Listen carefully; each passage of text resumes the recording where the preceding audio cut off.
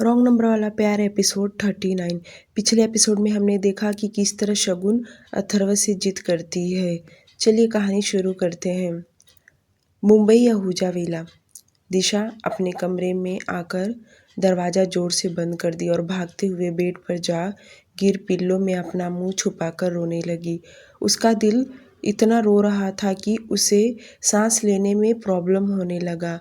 वह अब माहिर पर अपना हक नहीं जता सकती, यहाँ तक कि वह किसी और का हो जाएगा। और रही बात, माहिर खुद लड़की देखने जाने वाला है, इसका मतलब अब उसकी शादी हो जाएगा। पिल्लों में अपना मुंह छुपाकर दिशा फफक फफक कर रो रही थी। अब उसका मन यहाँ बिल्कुल भी नहीं लग रहा था। उसका दिमाग कह रहा था कि वह यहाँ से चली जाए, पर दिल उसका मानने को तैयार नहीं। अगर वह यहाँ से चली जाएगी तो फिर कभी माहिर को देख नहीं पाएगी। पर अब क्या? अब उसकी शादी हो जाएगा तो किस हक से वह उसे देखेगी? उसे आज नहीं तो कल यहाँ से जाना ही होगा। दिशा अपने दिल और दिमाग के कश्मकश में पड़ी थी, पर इन सब से हल निकालना उसके लिए मुश्किल हो रहा था। अगर वह यहाँ से चली गई तो उसे फिर ठाकुरों का सामना करना पड़ेगा, और ऐसा ना हो जाए कि इस बार वह किसी को ना मिले। यह सब भी सोचकर उसका दिल भारी होने लगा।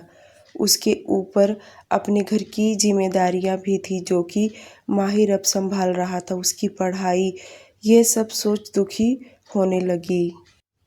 तभी उसने अपना सिर ऊपर की और आंसू पोंछते हुए खुद से बोली, नहीं दिशा, मुझे नहीं रोना चाहिए और ना ही कमज़ोर पड़ना चाहिए।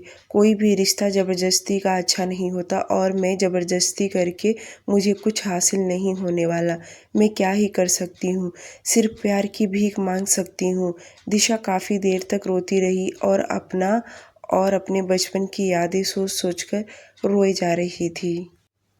ऐसे ही रोते रोते न जाने कब उसे नींद आ गया और वह गहरी नींद में सो गई। वहीं बाहर माहिर कब से आर्य के जाने का इंतजार कर रहा था, पर आर्य था कि हिलने का नाम ही नहीं ले रहा। माहिर चाहता था कि आर्य जल्दी से यहाँ से जाए ताकि माहिर एक बार दिशा को जाकर देख ले, पर आर्य है कि एक बात ख़त्म नहीं होती कि दूसरा स्टार्ट कर दे रहा था। अब माहिर को बर्दाश्त नहीं हुआ, इसलिए उसने सोफे से उठते हुए कहा, आर्य, अब तुम्हें घर जाना चाहिए।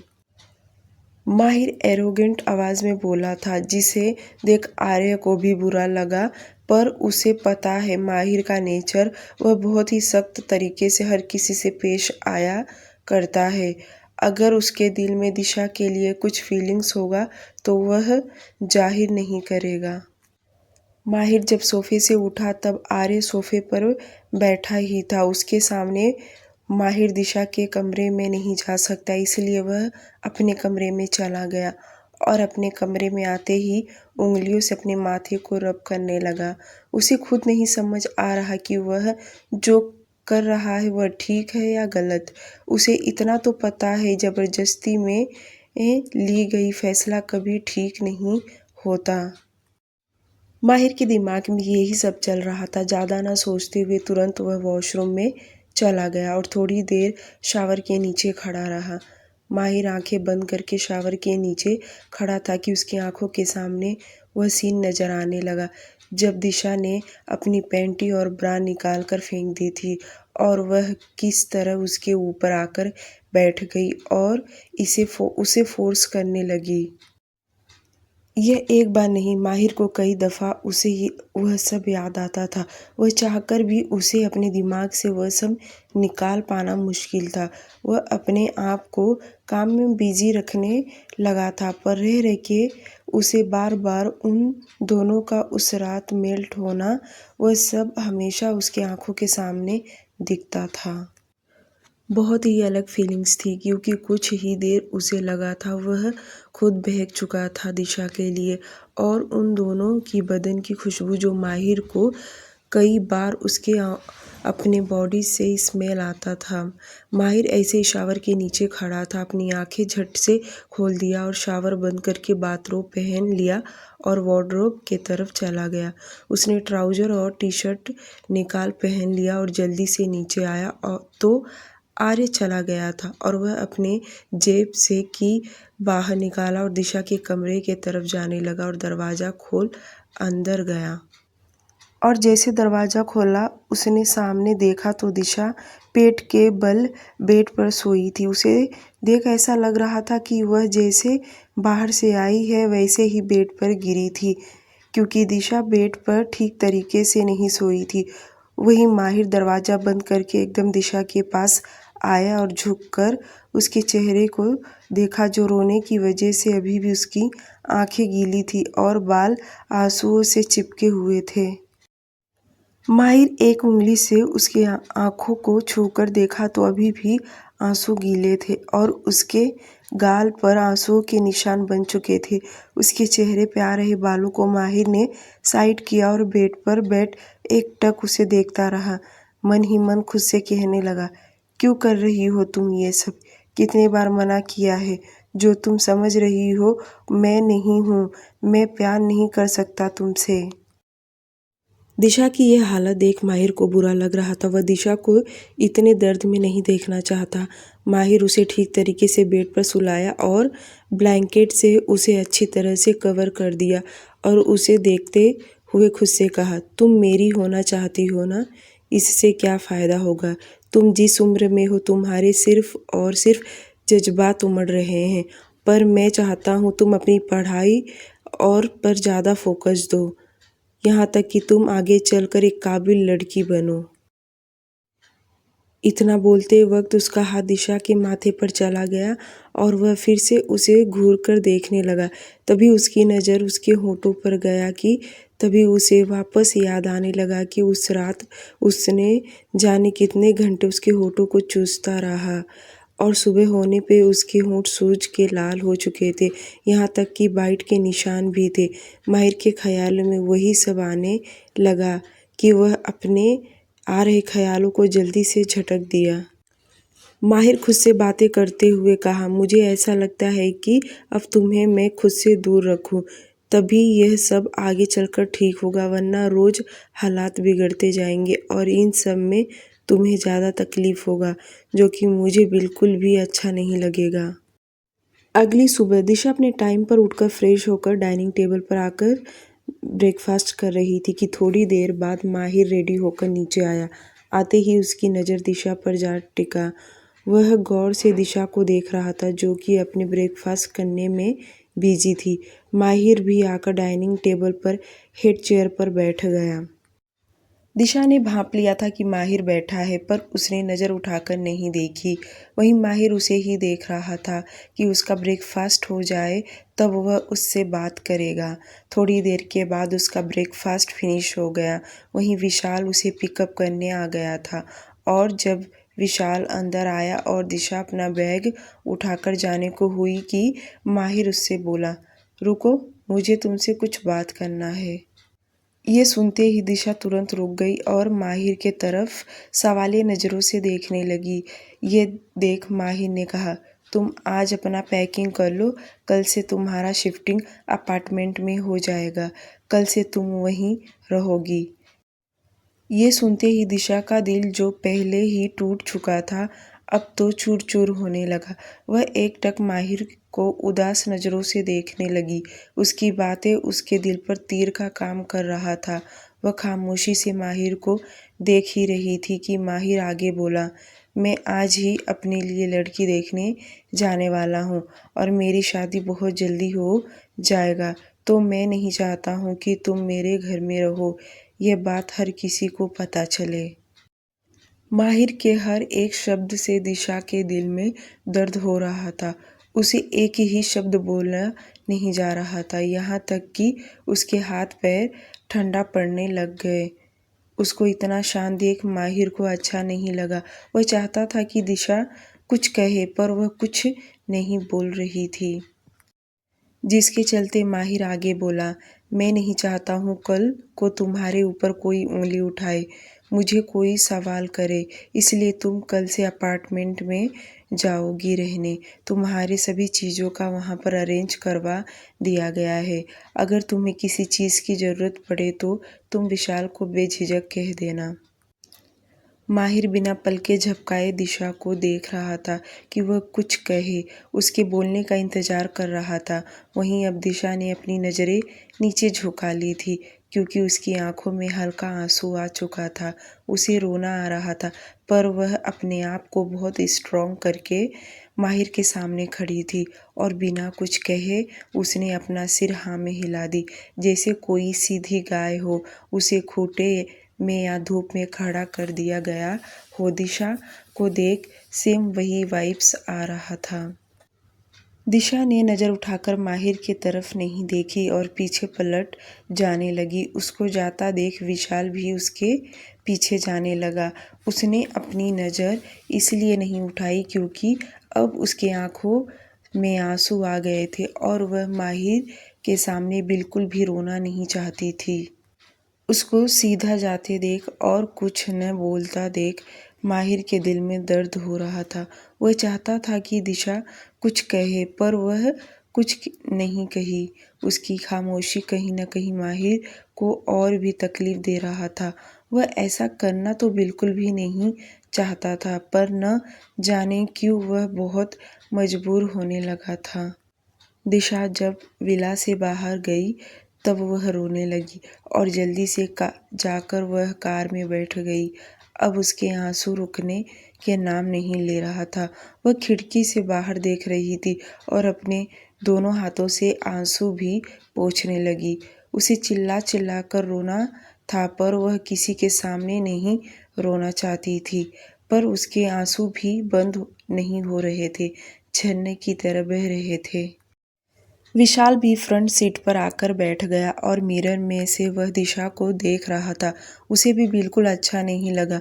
वह जानता था कि दिशा कितनी सीधी सादी भोली लड़की है, पर वह यह बात तो नहीं जानता था कि दिशा और माहिर के बीच में क्या हुआ है। उसको रोता देख उसे यही लगा कि सर को उसे यहाँ से नहीं निकालना चाहिए था, इसलिए उसे बुरा लगा होगा।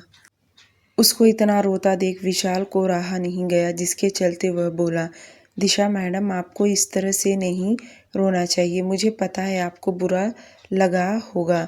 सर को इस तरह से आपको घर से नहीं निकालना चाहिए था। आप समझ लो सर को हमेशा अकेले रहने की आदत पड़ चुका है और अचानक से कोई उनके घर में आ जाए तो वह एडजस्ट नहीं करते। यहाँ तक कि आर्य सर को भी वह फटकार लगाकर निकाल दिया करते हैं, तो आपको उनकी बात मन पर लगाने की कोई ज़रूरत नहीं है। और अपार्टमेंट जो है वह काफ़ी सुंदर है, वहाँ आप सुकून से रह सकती हैं। यहाँ तो भी आपको सर से डर लगता होगा, वहाँ पर तो आप खुशी खुशी से रहेंगी। उसकी बातें सुन दिशा को और भी बुरा लगने लगा, क्योंकि उसकी बातों से ही पता चल रहा था कि विशाल कुछ और ही सोच रहा है। उसकी बातों का दिशा ने कोई भी जवाब नहीं दिया। वह खिड़की से बाहर ही देखती रही। इधर सविता आंटी ने माहिर के लिए ब्रेकफास्ट टेबल पर लगाने लगी। माहिर का जरा भी मन खाने में नहीं था। वह चेयर से उठ खड़ा हुआ। यह देख सविता आंटी बोली, माहिर बाबा ब्रेकफास्ट कर लीजिए। माहिर बिना देखे जवाब दिया, नहीं आंटी मुझे ब्रेकफास्ट नहीं करना। इतना बोल वह भी विला से बाहर निकला। दूसरी तरफ वेस्ट बंगाल कोलकाता 2 दिन बीत चुके थे। आज राशि ऑफिस नहीं गई थी क्योंकि अनन्या ने उसे मैसेज कर दिया था कि वह उसे पिकअप करने आ रही है। आज वह अपने काम को अंजाम देगी। राशि को बहुत ज़्यादा डर लग रहा था। वह भगवान से लगातार प्रे कर रही थी कि भगवान उसे आज बचा ले।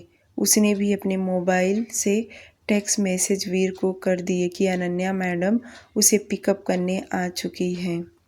वीर ने उसके मैसेज का रिप्लाई दिया, ओके।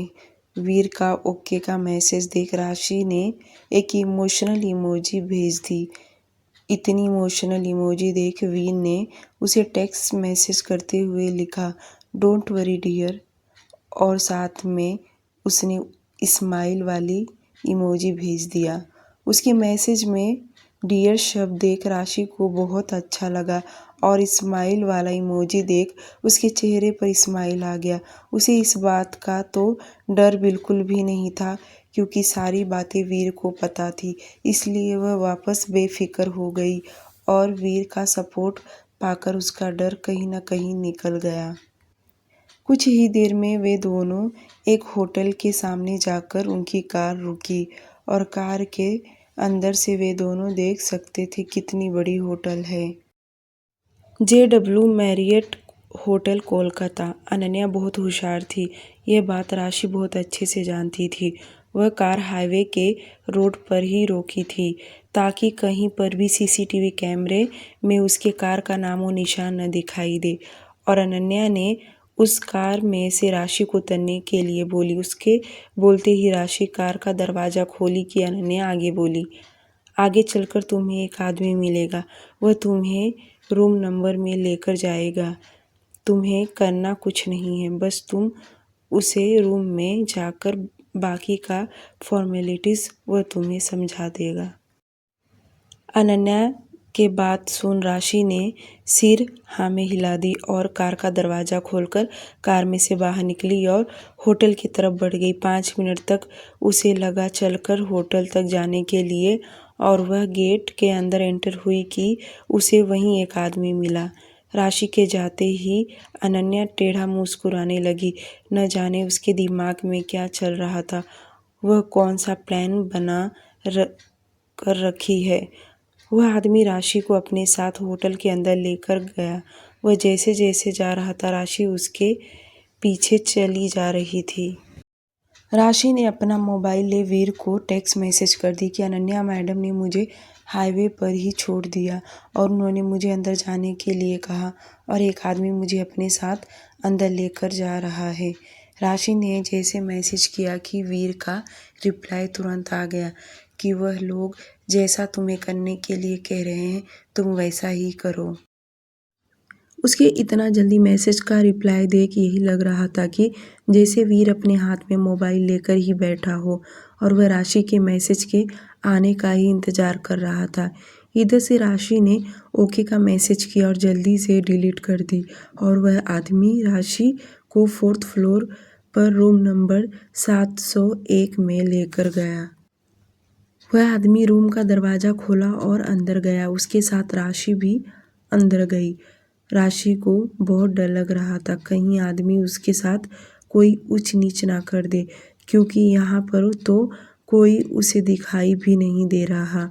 वह चिल्लाए तो कोई सुनेगा भी नहीं। उसे यह तो पता था कि सारी बातें वीर को पता है, पर वीर तो यहाँ दिखाई नहीं दे रहा। लोगों को आने में लेट हो गया, कहीं मेरे साथ कुछ गलत हो गया तो, यही सब सोचकर राशि का दिमाग फट रहा था। अंदर जाने के बाद दरवाज़ा वह आदमी ने बंद किया। यह देख राशि और भी घबराने लगी और उसको इतना घबराते देख आदमी उसे रिलैक्स होने के लिए कहा, तुम सोफे पर बैठ जाओ, तुम्हें डरने की कोई ज़रूरत नहीं है। वह आदमी बहुत प्यार से और शांति से बात कर रहा था। यह देख राशि को अब जाकर कलेजे को ठंडक मिला और वह कंफर्टेबल होकर सोफे पे बैठ गई। उसको इतना शांत बैठा देख वह आदमी आगे बोला, तुम पहले पानी पी लो, कुछ खाओगी, तुम्हें खाने के लिए कुछ मंगा दूँ? राशि के दिमाग में तुरंत क्राइम पेट्रोल याद आने लगा कि किस तरह से लोग बुलाते हैं और उन्हें नशे में गोलियां देकर कुछ भी उनके साथ ऊंच नीच कर देते हैं। यह सब सोचकर उसने अपना सिर ना में हिला दिया। उसको ना कहता देख आदमी मुस्कुरा दिया और उसके सामने वाले सोफे पर बैठते हुए कहा, मेरी बात गौर से सुनो, तुम मुझे नहीं जानती, मैं तुम्हें नहीं जानता और तुम्हारी और हमारी पहली और आखिरी मुलाकात होगा। तुम अभी इसी वक्त मिस्टर वीर चक्रवर्ती को कॉल लगाओ और उसे यहाँ बुलाओगी। राशि उसकी बातें बड़े ध्यान से सुन रही थी, जैसे कोई 5 साल का बच्चा अपनी माँ की बातें सुनता हो, और वह सिर्फ अपना सिर हाँ में हिलाते जा रही थी। वह आदमी आगे बोला, और जब वह यहाँ आएगा तो तुम उसे सेड्यूस करोगी।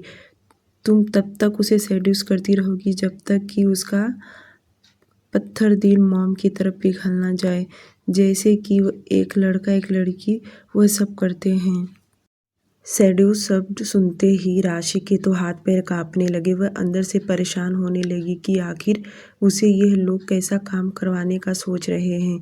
वह अंदर से इतनी घबरा रही थी कि थर थर वह कांपने लगी। बहुत धीरे से आवाज़ में बोली, क्या मतलब, मुझे कुछ समझा नहीं। वह आदमी ने आगे कहा, यही कि तुम्हें आज उनके साथ वक्त बिताना है, यानी तुम्हें उनके साथ सोना है। अब समझ में आई तुम्हें बात? वीर के साथ सोना है। ये सुनते तो राशि की आंखें फैल गया और वह सोफे से उठ झल्लाते हुए बोली, ये क्या कह रहे हो आप? मैं उन्हें ये सब करने के लिए कहूँ? आप होश में तो हैं? मैं इतनी गिरी हुई भी नहीं हूँ और आप मुझे जैसा समझ रहे हैं मैं वैसी बिल्कुल भी नहीं हूँ। शायद आपने गलत लड़की को पकड़ लिया है। राशि तुरंत दरवाजे की तरफ जाने लगी कि वह आदमी पीछे से बोला, तुम यहाँ से बाहर नहीं जा सकती। अगर तुम यहाँ से जाना चाहोगी तो मैं यहाँ का सब रिकॉर्डिंग तुम्हारे मम्मी पापा को भेज दूंगा। तुम मेरे साथ यहाँ थी। उसकी ऐसी धमकी भरी बातें सुन राशि पीछे पलट उसे घूर कर देखने लगी और थोड़ा आगे आकर बोली, कौन हो तुम और क्या चाहते हो मुझसे? प्लीज़ मुझे यहाँ से जाने दो। वह आदमी भी थोड़ा आगे आया और अपने दोनों हाथ जेब पॉकेट में डाले शांत आवाज़ में बोला, देखो मैं जैसा कह रहा हूँ तुम्हें वैसा ही करना होगा। अगर तुमने कोई चालाकी की तो यहाँ का पूरा रिकॉर्डिंग मैं तुम्हारे पेरेंट्स को भेजने वाला हूँ। तो कुछ भी होशियारी मत दिखाना। तुम यहाँ कोई भी चालाकी दिखाई तो मैं बाहर से फ़ौरन तुम्हारे पापा को उठा लूँगा। राशि पहली बार इन सब मैटर में फंसी थी। उसे समझ नहीं आ रहा कि वह किस तरह दलदल में फंसी है और यहाँ से कैसे वह निकले। वह तो अपनी सुध-बुध में नहीं थी। उसकी तो एक सिंपल सी लाइफ थी, काम, घर, और आज वह बेचारी कहाँ फंस गई है, उसे ही नहीं समझ में आ रहा। राशि भूत बने उसे देख रही थी। वहीं आदमी ने आगे बोला, मेरे पास ज़्यादा टाइम नहीं है, जल्दी डिसीजन लो तुम्हें क्या करना है, हाँ या ना। अगर तुम्हारा ना रहा तो तुम्हें पता है मैं क्या करने वाला हूँ। उसकी बातें सुन राशि अपने सेंस में आई और उसकी आंखों से आंसू बहने लगे। वह बहुत ही इमोशनल हो गई थी और वह दुखी होते हुए बोली, प्लीज़ सर, यह काम मुझसे नहीं हो सकता। आप मुझे समझने की कोशिश कीजिए। मैं ऐसी लड़की बिल्कुल भी नहीं हूँ। इन सब में मेरी फैमिली को बहुत नुकसान होगा। वह पहले ही बहुत टूट चुके हैं। मैं ऐसा कोई काम नहीं करूँगी जिससे उन्हें तकलीफ़ों का सामना करना पड़े। राशि का बार बार रिक्वेस्ट सुन वह आदमी को गुस्सा आने लगा और वह वार्निंग देते हुए कहा, देखो मैं लास्ट टाइम तुम्हें कह रहा हूँ, अगर तुमने हाँ नहीं कहा तो मैं अभी इसी वक्त तुम्हारे पेरेंट्स को इन्फॉर्म कर दूंगा। उसकी लगातार धमकी भरी बातें सुन राशि को और भी टेंशन आने लगा और वह उसे रोकते हुए बोली, प्लीज़ आप ऐसा मत करिए। आप जो कहेंगे मैं वह करने के लिए तैयार हूँ। उसके मुंह से हाँ सुन उस आदमी के चेहरे पर मुस्कुराहट बिखर गई और राशि के पास आकर कहा, इस काम के लिए तुम्हें इतने पैसे दिए जाएंगे कि तुम सोच भी नहीं सकती। भले चाहे तो तुम दूसरे दिन से जॉब छोड़ देना। उसकी बातें सुन राशि को बहुत अंदर से घिन आ रहा था, क्योंकि उसने अपनी ज़िंदगी में कभी नहीं सोचा था कि उसे कभी ऐसा भी करना पड़ेगा। राशि ने हिम्मत जताकर बोली, क्या मैं एक बार अनन्या मैडम से बात कर सकती हूँ? उस आदमी ने कहा, बिल्कुल भी नहीं। अनन्या मैडम से तुम बात नहीं कर सकती हो, क्योंकि इस काम के लिए उनकी ही ऑर्डर है और उनका नाम इन सब के बीच में नहीं आना चाहिए। अगर तुमने उनका नाम बीच में लिया तो तुम समझ जाओ कि तुम्हारे बूढ़े बाप के साथ क्या होगा। राशि ने अपने दोनों हाथ जोड़ते हुए बोली, प्लीज़ आप मेरे पेरेंट्स को इन सब में इन्वॉल्व मत कीजिए। आदमी ने कहा, ठीक है, तुम्हारे पेरेंट्स को कुछ नहीं होगा, पर तुमने चालाकी दिखाई तो शायद तुम अपने पापा को कभी नहीं देख सकती। अब चलो जल्दी कॉल करो। राशि के तो हाथ कांप रहे थे और कांपते हुए हाथों से उसने अपना मोबाइल ले वीर को डायल कर दी। 2 ही रिंग जाने पर वीर ने कॉल रिसीव कर लिया। कॉल स्पीकर पर था और वीर बहुत समझदार था। वह सामने से ऐसा कोई भी टॉपिक नहीं निकालता था जिस पर राशि कोई मुसीबत में फंसे। जब भी राशि मैसेज करती थी तो उसका वही रिप्लाई देता था। राशि लड़खड़ाती हुई आवाज़ में बोली, वीर सर, मुझे आपसे अभी इसी वक्त मिलना है। उसको इस तरह रुक रुक कर बोलता देख आदमी आंख दिखाते हुए हाथों से इशारा किया कि आवाज़ में फील लाकर बात करे। राशि अब लंबी सांस ली और फिर बोली, वीर सर, मुझे अभी इसी वक्त आपसे मिलना है। JW Marriott hotel. उसकी आवाज़ में डर था जो कि वीर अच्छे से समझ चुका था और उसने भी नाटक करते हुए कहा, क्या हुआ राशि? तुम मुझे होटल क्यों बुलाना चाहती हो? क्या कोई बात है? तो तुम मुझे ऑफिस में ही कह सकती थी। वीर नहीं चाहता था कि सामने वाले को उनकी प्लानिंग समझ जाए, क्योंकि वीर की प्लानिंग कुछ अलग थी और अनन्या की प्लानिंग कुछ अलग थी। इन दोनों के प्लानिंग में फंसी बेचारी राशि। इधर से राशि बोली, हाँ सर, मुझे आपसे कुछ अर्जेंट बात करना है जो कि मैं आपसे ऑफिस में नहीं कर सकती थी। प्लीज़ सर, आपके यहाँ पर आना ही होगा, बहुत इम्पोर्टेंट बात है। वीर इतना जल्दी एग्री नहीं होने वाला था ताकि किसी को शक ना हो। वह आगे बोला, ठीक है, मैं ऑफिस में हूँ, मुझे थोड़ा काम है, आधे घंटे के बाद आ जाऊँगा। मुझे लोकेशन मेरे मोबाइल पर व्हाट्सएप कर दो। वीर का हाँ सुन उस आदमी ने थंब का साइन दिया। राशि ने वीर को हाँ कह कर कॉल काट दी। कॉल काटते ही वो आदमी ने राशि के पास आकर कहा, ठीक है, मैं यहाँ से जाता हूँ, पर याद रखना कोई होशियारी नहीं, वरना जब तुम घर जाओगी तब तक तुम्हारे पापा रहेंगे नहीं। उसकी बातें सुन राशि ने हाँ में सर हिला दी और वह आदमी कमरे से चला गया और वह राशि का मोबाइल भी अपने साथ लेकर गया ताकि वह किसी से बात ना कर सके। कमरे से बाहर आते ही उसने अनन्या को कॉल लगाया और कहा, मैम, हमारे प्लानिंग के हिसाब से सब कुछ हो रहा है। उसने मेरे सामने ही वीर को कॉल लगाया था और वीर आधे घंटे के बाद होटल आने वाला है, तो आप रेडी रहिए। कॉल के दूसरी ओर से अनन्या के हंसने का आवाज़ आया और एक ही वर्ड बोली, ओके। वहीं कमरे में बैठी राशि रो रही थी। उसके पास मोबाइल भी नहीं था कि वह अपने पेरेंट्स से बात कर सके या वीर को कॉल लगाकर अभी जो कुछ हुआ वह पूरे डिटेल्स में बता दे। देखते देखते वक्त आधा घंटा बीत गया। वीर होटल के लिए निकल चुका था और रास्ते में उसने मोहित को कॉल करके कहा, तुम रेडी रहना। कुछ ही देर में वीर होटल पहुंच चुका था और वह सीधे रूम नंबर 701 में गया। दरवाज़ा खुलने की आवाज़ जैसे राशि के कान में गया कि वह दरवाजे की तरफ देखी। वीर को देख वह और ज़ोर से रोने लगी। वह सोफे से उठी और दौड़ते हुए वीर के पास आकर उसे गले लग फफक फफक कर रोने लगी। उसने बहुत ही मजबूती से वीर के कॉलर पकड़ रखी थी। वीर का हाथ अभी भी नीचे ही था, वहीं राशि के हाथ को गौर से देख रहा था।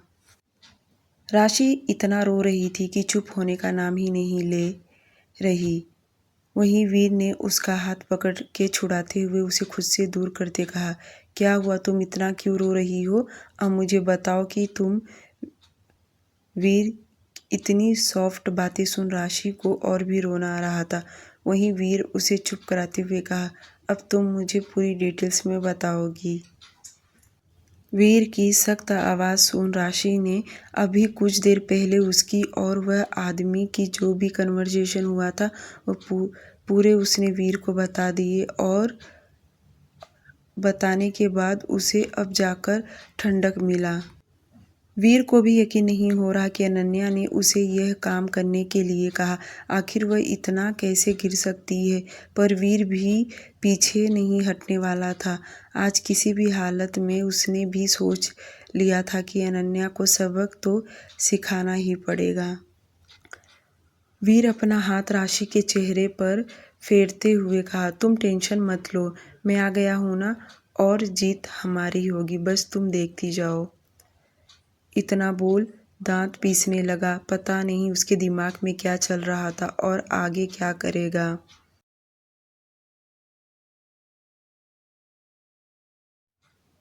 इटली रोम सिटी। दोपहर का वक्त। शगुन कमरे में इधर से उधर घूम रही थी। उसके पास कोई काम नहीं था, ना ही उसके पास कोई मोबाइल था कि वह टाइम पास कर सके। इसलिए वह कमरे में इधर उधर नए नए तरीके सोचा करती थी। ऐसा कर दूंगी, वैसा कर दूंगी, ये होना चाहिए, वह होना चाहिए, यही सब उसके दिमाग में चलता रहता था।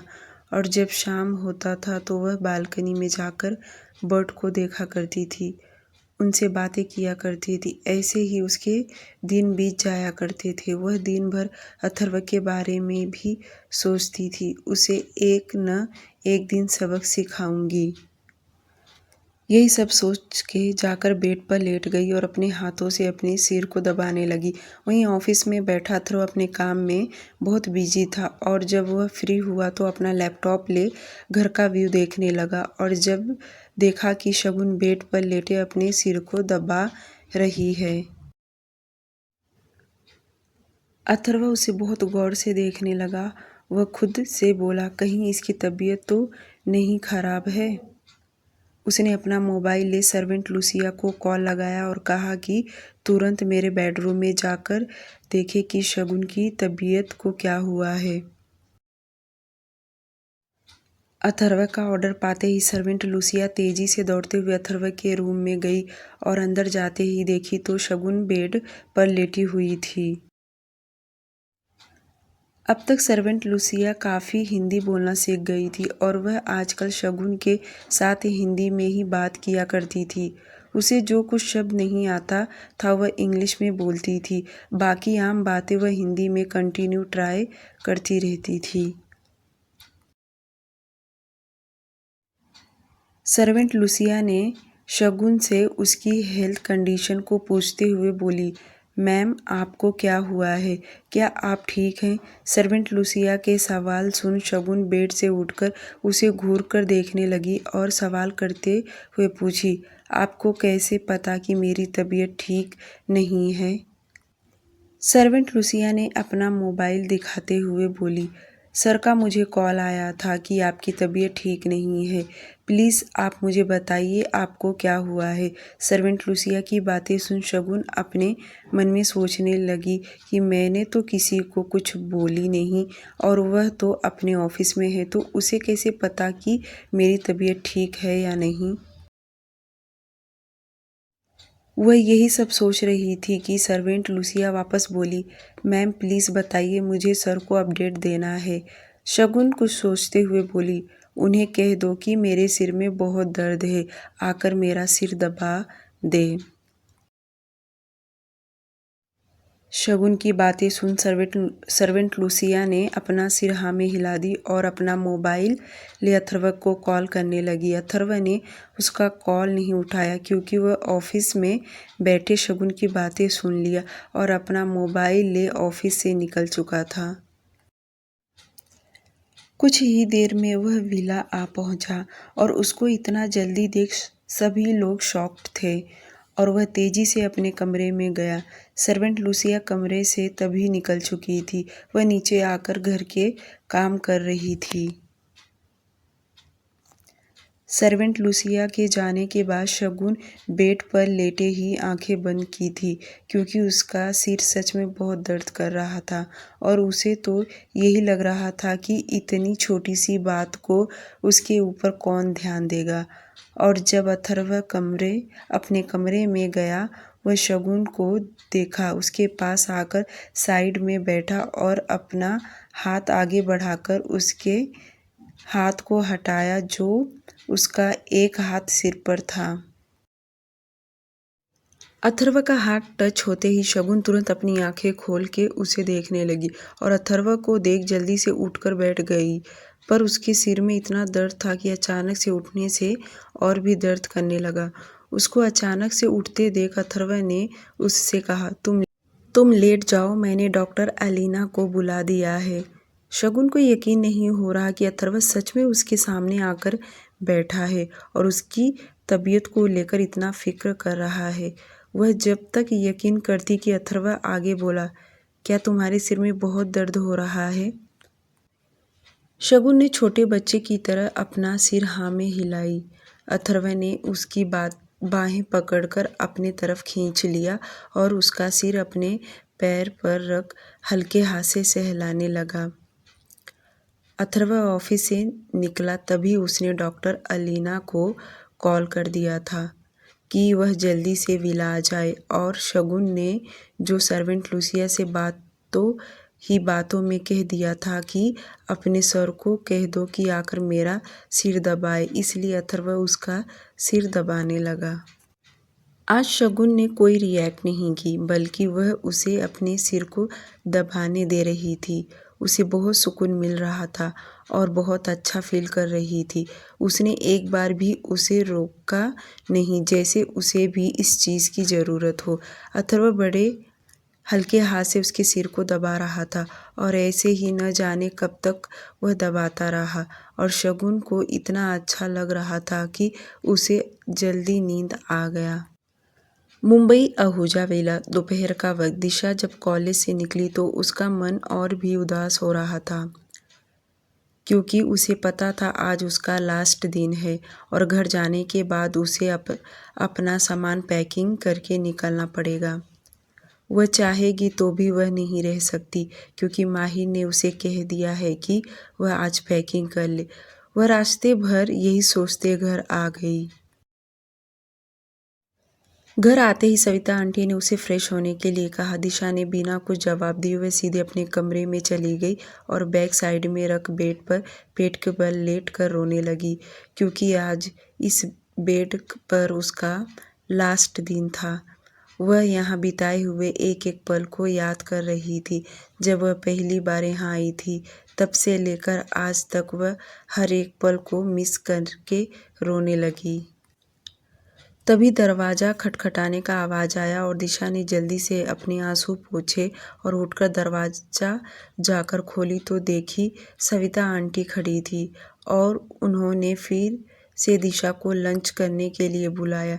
दिशा उन्हें ना नहीं कह सकती थी। अगर उसने ना किया तो वह माहिर को कॉल करके बता देंगी, और वह नहीं चाहती थी कि यह बात सभी को पता चले।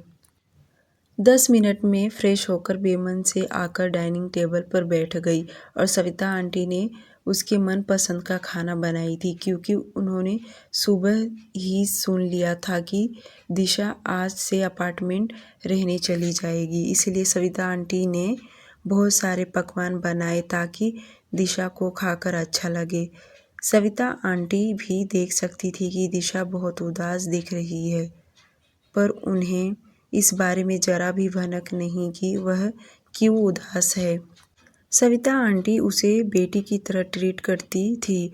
वह भी साइड के चेयर पर बैठकर दिशा के प्लेट में खाना रखने लगी ताकि उसे अपनापन लगे। सविता आंटी कितने प्यार से खिलाने के बाद दिशा ने पेट भरकर खाना खाई और अपने कमरे में आकर कबर्ड से वह अपने कपड़े निकालने लगी। जिस वजह से वह अपना कपड़ा पैकिंग कर रही थी, साथ ही साथ में वह फूट फूट कर रो भी रही थी। भले माहिर उससे बात करे ना करे, पर वह यहाँ रहकर उसे देखती तो थी, उसके इर्द गिर्द रहा तो करती थी। यही सब सोचकर उसे और भी रोना उसे और भी दर्द हो रहा था कि माहिर को मेरा यहाँ रहना तकलीफ़ दे रहा है। पैकिंग होने के बाद वह बेड पर बैठी यही सब सोच रही थी और सोचते सोचते न जाने कब उसे नींद लग गया। विशाल उसे लेने शाम तक घर आएगा, तभी वह उसे न्यू अपार्टमेंट में लेकर जाएगा। वेस्ट बंगाल, कोलकाता। राशि सब कुछ वीर को सच सच बता दी और उसने ये भी बताया कि उसका मोबाइल वह आदमी लेकर चला गया है। वीर को देख राशि को सुकून तो मिला, पर उसे कहीं न कहीं यह अंदर से डर सताए जा रहा था कि यह कोई बहुत बड़ा मैटर ना हो जाए। कहीं ऐसा ना हो कि उसे अपने ही एरिया में मुँह दिखाने को शर्म आए। यही सब सोच उसे अंदर से बुरा फील हो रहा था, पर उसने अगर आज ही काम नहीं किया तो उसके बाबा के साथ वह लोग कुछ गलत कर देंगे। वीर ने मोहित को कॉल किया, साइड में जाकर उसे कुछ समझाया, आगे उसे क्या करना है। इतना बोल वह सोफे पे आकर बैठ गया। आज के लिए सिर्फ इतना ही। प्लीज़ इस स्टोरी को लाइक और चैनल को सब्सक्राइब कर दीजिए। Thank you.